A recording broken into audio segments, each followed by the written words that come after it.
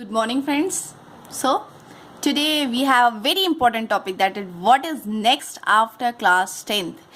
Class 10th के बाद क्या क्या strategies होनी चाहिए. वैसे भी finally your 10th exams are over and the results are out. Now the question is, what will you do next?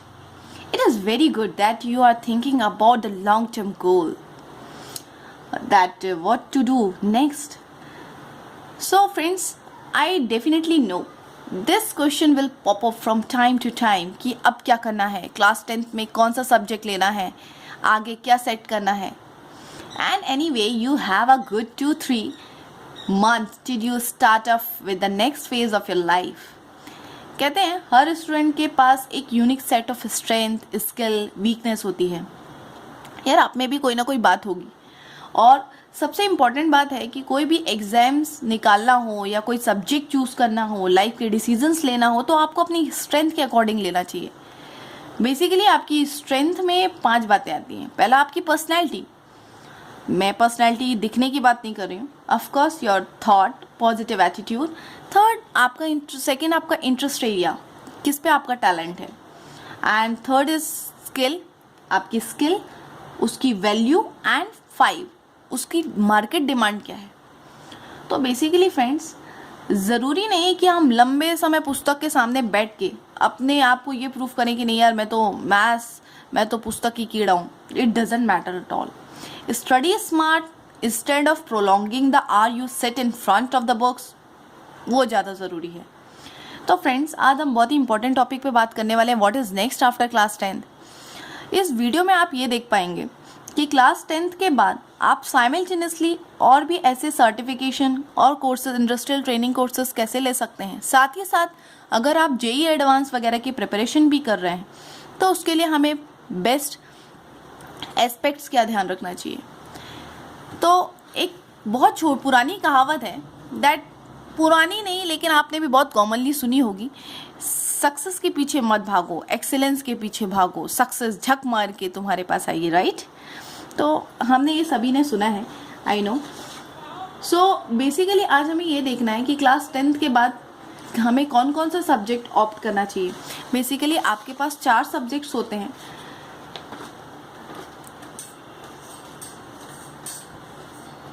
Commerce, arts, maths and bio. Commerce की अगर हम बात करते हैं तो कॉमर्स में बेसिकली 3 सब्जेक्ट्स हैं, accounts, business studies, economics.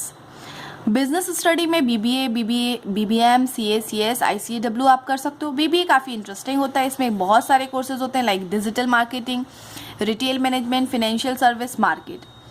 Arts में भी Hindi, physiology, English, history, geography, political science, home science and psychology subjects होते हैं. हम बात करते हैं, अगर आप बहुत ज़्यादा एंथुसियास्टिक हैं, आजकल बहुत ज़्यादा जेईई एडवांस का काफ़ी ट्रेंड चला है, तो लोग मैथ्स लेना ज़्यादा प्रेफर करते हैं और इंजीनियरिंग कोर्सेज ज़्यादा पसंद करते हैं. उसमें आप कंप्यूटर, इलेक्ट्रॉनिक्स, सिविल, आर्किटेक्चर ले सकते हैं. बायो में MBBS, BDS, BHMS and pharmacy आप कर सकते हैं. तो ऐसा कहते हैं यार कि यार बायो लिया है तो वो एक पुराना ट्रेंड है, पेरेंट्स के पास थोड़ा बैंक बैलेंस भी अच्छा है तो लोग यही कहते हैं यार चलो ठीक है मेडिकल फील्ड में जाना है. तो ऐसा नहीं है कि केवल बायो लेके आप ये 4 ही इम्पोर्टेंट या 4 मेन क्रीम सब स्ट्रीम ही ऑप्ट कर सकते हैं. या अगर आपने मैथ्स लिया है तो आपको केवल इंजीनियरिंग लाइन ऑप्ट कर सकते हैं.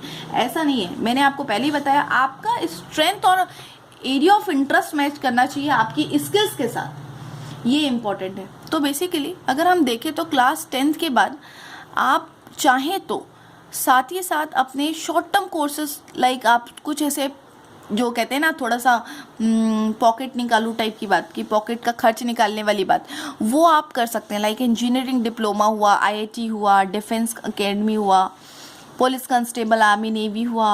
आर्मी नेवी में भी अच्छा स्कोप है. शॉर्ट टर्म कोर्सेज में like mobile repairing, laptop repairing, आपका बहुत समय से मोबाइल रिपेयर, ये छोटे छोटे कोर्सेज होते हैं लेकिन लाइफ के लिए बहुत एप्लीकेशन वाले पार्ट होते हैं. स्टेनोग्राफी, ब्यूटी कल्चर गर्ल्स के लिए, ग्राफिक्स, पीजीडीसीए. ये तो बात तब की है जब आप अपनी पढ़ाई के साथ अगर आपको पॉकेट का खर्चा निकालना है तो आप ये छोटे छोटे कोर्सेज पे आप फोकस करें तो भी आप काफ़ी आगे जा सकते हैं. इसी पे आगे एडवांस कोर्स कर सकते हैं. राइट. फ्रेंड्स कहते हैं no subject is hard unless you hate it. कोई भी सब्जेक्ट टफ नहीं है जब तक आप उस सब्जेक्ट में आप डूब नहीं जाते। उसके लिए आपको पैशनेट होना चाहिए। तो बेसिकली आफ्टर 10th एग्ज़ाम अगर आप 11th-12th ही कर रहे हैं और बायो आर्ट्स कॉमर्स ही सब्जेक्ट है तो भी उसके बहुत सारे स्कोप्स हैं। लाइक अगर आपको अगर चलो आप मैथ्स कर रहे हो और उसमें आप IIT-JEE की प्रिपरेशन कर रहे हो तो बेसिकली मैं आपको 2-3 टिप्स देने चाहूँगी यहाँ पे कि सबसे पहले अगर आप मैथ्स से अगर IIT-JEE आपको एग्ज़ाम निकालना है तो इसके लिए सबसे इम्पॉर्टेंट है build your focus on strength. आप अपनी स्ट्रेंथ के अकॉर्डिंग वो सब्जेक्ट देखो कि यार मैं इसको कर पाऊँगा कि नहीं कर पाऊँगा। क्या लगता है आपको, अगर आपको सपोज़ मैं अभी यहाँ पे एक वीडियो बना रही हूँ तो मैंने आपको ये बड़ी बड़ी बातें कर दी, लेकिन नहीं, अगर आपको अपनी स्ट्रेंथ फाइंड आउट करना है ना तो उसका एक ही तरीका है। आप एक पेपर और पेन लो और हर बार ना अपने 4-5 बातें लिखो और उसके पीछे क्यों लगाओ। लाइक आपको अपनी स्ट्रेंथ डिस्कवर करना है तो आपको ये पता होना चाहिए यार कि मैं मैथ्स लेना चाहता हूँ तो क्यों लेना चाहता हूँ, कॉमर्स लेना चाहता हूँ तो आर्ट्स लेना चाहता हूँ और बायो लेना चाहता हूँ तो क्यों लेना चाहता हूँ।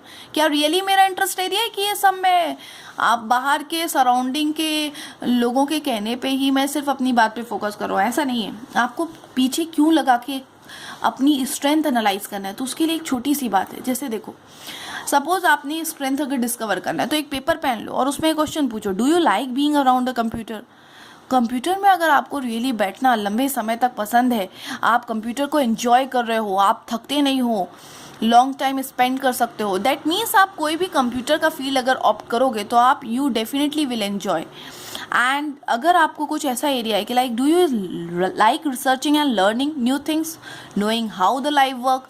अगर आपको रिसर्च ऐसा पढ़ने में, नया आर्टिकल पढ़ने में, या किसी की लाइफ या कोई ऑर्गन या कोई definitely animals life, geography life, bio life ऐसा जानने की इच्छा होती है, डेफिनेटली मतलब आपका जो एरिया ऑफ इंटरेस्ट है वो बायो लाइन में है, बायोलॉजी लाइन में है। ऐसा आपको लगता है can you go on reading books for hour, आप लंबे समय तक कोई बुक्स पढ़ सकते हो, नोवेल पढ़ सकते हो, तो आपका इंटरेस्ट एरिया डेफिनेटली आप लाइक बहुत सारी अगर आप कंटेंट पढ़ सकते हो, उसको मेमोराइज कर सकते हो, मगअप कर सकते हो, तो आपको डेफिनेटली लाइक आर्ट्स वगैरह की आप चीज़ों को अच्छे से मगअप कर पाओगे, होल्ड कर पाओगे। आपको उस लाइन में जाना चाहिए, फिर आप उससे IAS वगैरह की प्रिपरेशन भी कर सकते हो। मेरा एक लास्ट ये मानना है कि don't goal to score, goal to learn. आपका इम्पॉर्टेंट ये नहीं होना चाहिए प्रेजेंट में कि मैं क्या स्कोर करूं, या आपके पेरेंट्स आपको ये बोलते हैं कि बेटा तुम ये वाला फील्ड ले लो, तुम इसमें ज़्यादा स्कोर करोगे। आपका इम्पॉर्टेंट होना चाहिए कि आप सीख क्या रहे हो। लर्निंग प्रेजेंट में होती है, अर्निंग फ्यूचर में होती है, तो केवल हमको लर्निंग पे फोकस करना है, ना कि अर्निंग पे। फ्रेंड्स, इसके अलावा अगर आप चाहें कि अगर आप मैथ्स से IIT-JEE एडवांस की प्रिपरेशन कर रहे हैं तो भी बहुत सारे स्कोप हैं। सबसे इम्पॉर्टेंट अगर आप इंजीनियरिंग की लाइन में जाते हैं तो यहाँ पे मैंने बहुत सारे इंजीनियरिंग के पॉइंट्स बनाए। लाइक इंजीनियरिंग में भी aeronautical, automobile, civil engineering, chemical engineering, electrical engineering, electronics engineering, communication, industrial control engineering, marine engineering, nuclear engineering and architecture. So this is all about the field of engineering. सबसे important है अगर आप IIT-JEE की preparation करके आपने अगर ये exam निकालना है तो इम्पॉर्टेंट है कि आपको कम से कम per day 70 to 80 numerical every day आपको करना चाहिए। मेरे एक स्टूडेंट ने पूछा कि यार मैडम अगर मुझे IIT निकालना है तो मैं डेफिनेटली पूरे दिन भर यही सोचता हूँ कि मुझे IIT-JEE निकालना है, IIT-JEE। मैंने बोला यार तू छोड़, तू एक काम कर, पर डे का टारगेट बना। पर डे का टारगेट मतलब पर डे का टारगेट आपने क्वेश्चन बनाना है 70 to 80 क्वेश्चन पर डे, तो आपको सिर्फ फोकस होना चाहिए 70-80 क्वेश्चन का। 70-80 क्वेश्चन का पर डे टारगेट बनाओ, ना कि पूरा 365 डेज का। एवरी डे आपको उस टारगेट को अचीव करना है। और अगर आप 70 और 80 क्वेश्चन पर डे आप अचीव नहीं कर पाते ना, तो आपको उसके लिए एक पनिशमेंट भी रखनी है कि अगर मैंने ये 70 to 80 क्वेश्चन नहीं किया तो उसके लिए मुझे 1 टाइम या जो भी आपका एक पर्टिकुलर टाइम है, आज मैं ब्रेकफास्ट नहीं करूँगा या मैं लंच नहीं करूँगा, आप दूसरे दिन डेफिनेटली करोगे, पर अपने आप के रूल्स को, अपने आप के कमिटमेंट को बहुत अच्छे से याद रखना है। दूसरी बात, check your short notes and revise important formula. आपने जो भी कोचिंग में पढ़ा है उसके आप नोट्स को रिवाइज करो, और ज़्यादा आपको अच्छा लगे तो आप उसको नोट्स को या उसके फार्मूलेस को आप कहीं पे स्टिक कर सकते हो। थर्ड इम्पॉर्टेंट बात ये यार कि बैलेंस इम्पॉर्टेंट बहुत ज़रूरी है, चाहे आप नोट्स की प्रैक्टिस कर रहे हो, चाहे आपकी वो डेली का शेड्यूल है। और एक छोटी बात जो बच्चे क्वेश्चन करते हैं, अगर जाते हैं या सोचते हैं कि मैंने कोचिंग में पैसा डाला है तो सारा इम्पॉर्टेंट ये हो जाता है, सारा जो टीचर पे हम पूरा ब्लेम कर देते हैं, यार टीचर हमें सारे क्वेश्चन बताए तब हम एग्जाम निकालेंगे। It's not about like that. हाँ, don't ask your teacher until you have tired and tried at least 5 times on paper and 10 times verbally।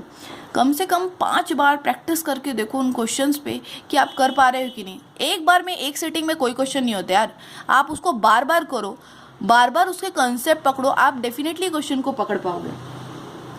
And जो छोटी मोटी बात, that stay away from movies and mobile, okay, and not to concentrate so many books. Like बहुत सारे बच्चे क्या करते हैं, यार मेरे पास अगर मुझे एग्जाम निकालना है तो ये बुक भी ले आया, वो भी बुक ले आया, ये बुक ले आया। ये सब कुछ नहीं है।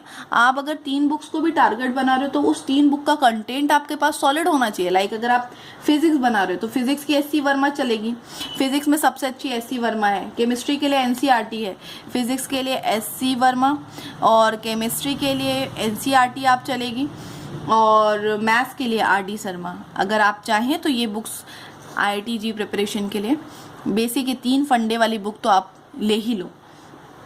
और देखो यार, ऐसा है कि ये सारी बातें मैंने अभी आपको बताई हैं, ये it is up to you कि आप इसको करते हो कि नहीं करते हो। और सेकंड बात ये है कि जैसे अगर ये तो हमने बात की मैथ्स और इंजीनियरिंग की, मान लो कोई बच्चा बायो है, अगर ये 4 मान लो अगर ये कंटेंट आपके पास है कि आपके पास ये आपके पास इतना नहीं है बैंक बैलेंस कि आप मेडिकल ही लाइन में जाओ, तो भी बहुत सारे स्कोप आते हैं।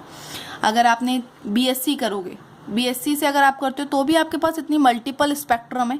PCM मैथ्स केमिस्ट्री से ऑनर्स कर लो, agriculture, horticulture, forestry, IT, computer science, physics, natural science, electronics, animation and multimedia.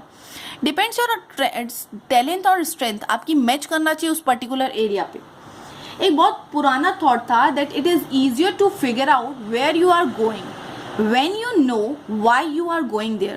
ये बहुत आसान बात होती है कि आप ये फिगर आउट कर पाओ कि यार मुझे जाना कहाँ है, पर ये बात तब तक आपको पता नहीं हो पाएगी जब तक आपको ये ना पता हो कि वहाँ आपको जाना क्यों है।